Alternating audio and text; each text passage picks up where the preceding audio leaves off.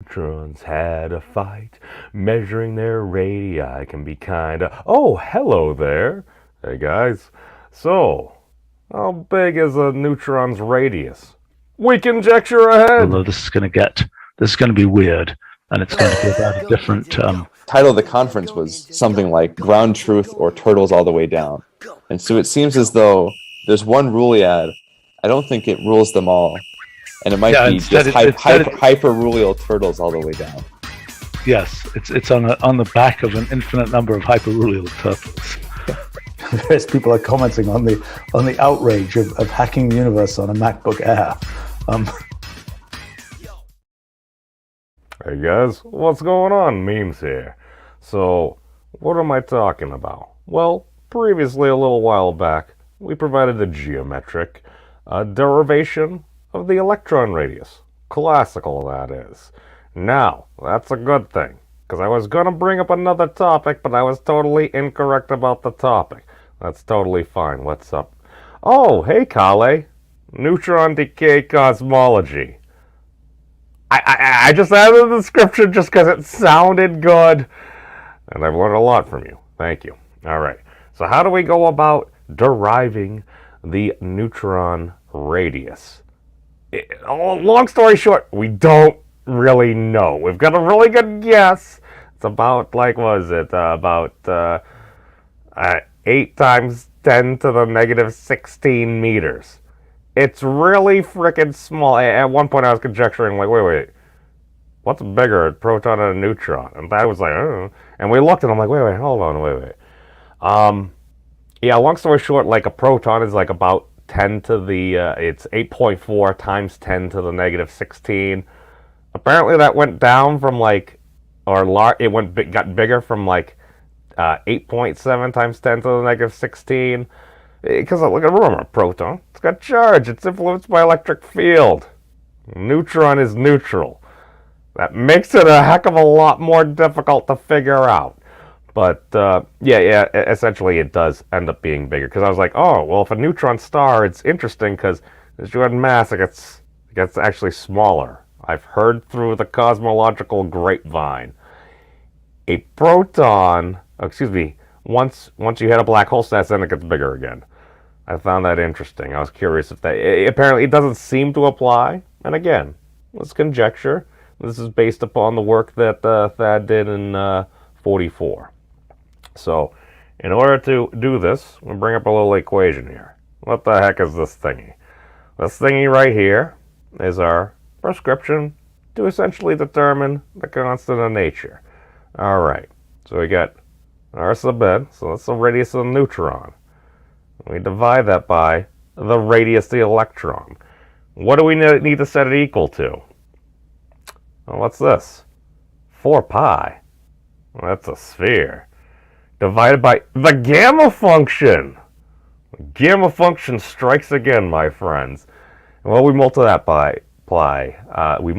by red n, which in our case is the dimensional ingredients we use for our prescription to derive the constants of nature. Hey, welcome, Whitechapel. Thank you for joining, my friend. Oh yeah, and then we square that all. Okay. Conveniently, the number that I needed to plug in here to determine this number here, we did a couple of weeks ago. So we're going to do it now. All right. Shall we? Oh, we shall. All right. So we go back to our thing over here. And since we totally use this picture again, we're going to link the article because proper citation is important. It's from discovermagazine.com. No bigger neutron stars. And again, I hear people say, it's just a big neutron. That was why I conjectured the other thing about it potentially getting smaller than a proton. Basically, the error on it, if you go to code data, normally you can find the proton RMS charge radius. That's totally listed there. They don't have this. Even if on Wolfram Alpha you look it up, you can find like the Broglie wavelength, and you can do the conversions and stuff. So we went to Wikipedia. And again, you'll see different journals and stuff, and we really don't know. The error is literally for the two, because they listed it as like 8.0 times 10 to the negative 16, or like 0.8 femtometers or something.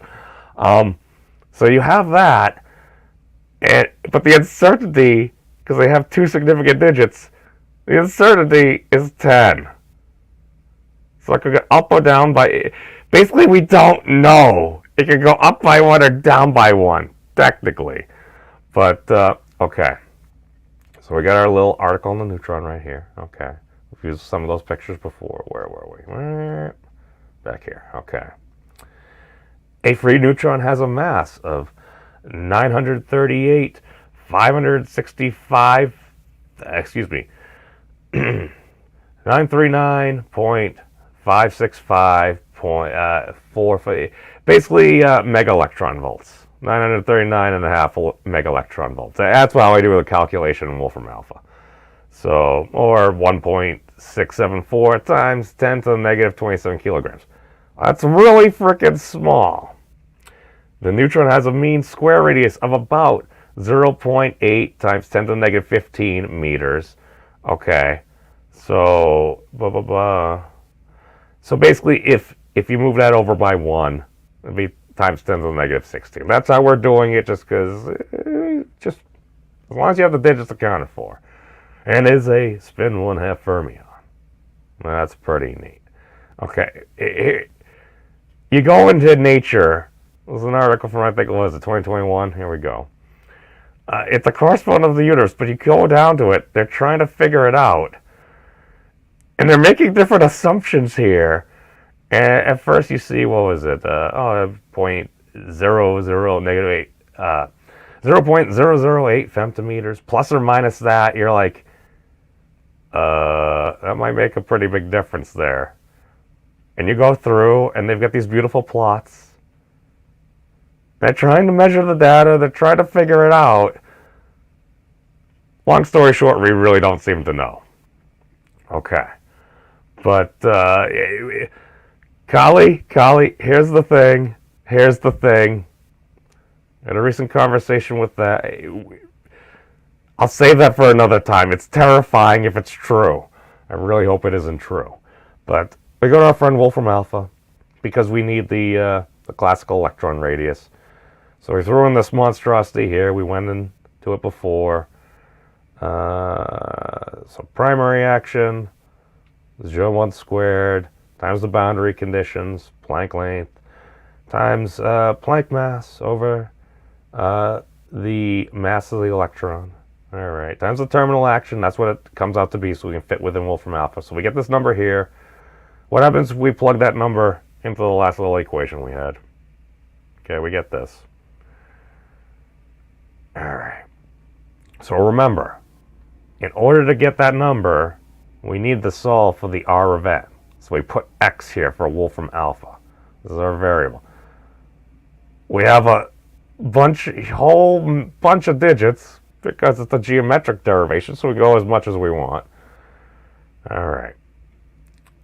And that was times 10 to the negative 15 for the classical electron radius. And we set it equal to our number there that we needed, that 4 pi over the gamma times 5, the number of dimensional ingredients we're working with in this model. And then we're squaring that. What do we get? We get that's the wrong answer. Oh, but it's over pi squared divided by 36. Oh. What's this come out to be? Oh. So, since essentially the number that we got was, where was it? Yeah, so about 8 times 10 to the negative 16. Oh, what's this? 7.7. And then remember, at least according to some of the data that I've seen, or at least in Thad's book, the data, the error is like 10. And we only have 2 significant digits. So go up or down. So again, this is a prediction. If we can get some cooler experiments, we can totally falsify this. Maybe it'll help confirm it. I don't know. So basically, we got 7.725, yada yada, as many digits as you want, times 10 to the negative 16. Now, this kind of, folks, Looks like a geometric derivation of the radius of the neutron. Now, only experiments will bear it out. So, that's all I really got. It's a very interesting little thing, but hey, if you got a model and we can get some predictions, all I know is the HF8 model of, as Thad would say, the minimal arena, currently has 2 more confirmed predictions than string theory. It's muon G2 results and the electron charge rays. I think we get a couple more digits, so I think that's pretty neat. But that's all I got for now. Peace out, everybody. Be safe. It's a wacky and wild world out there, but I think we got some light coming. Take care of yourselves, everyone. See ya. Have you guys checked out the Memes of Destruction's channel? He's an interesting dude. I like him.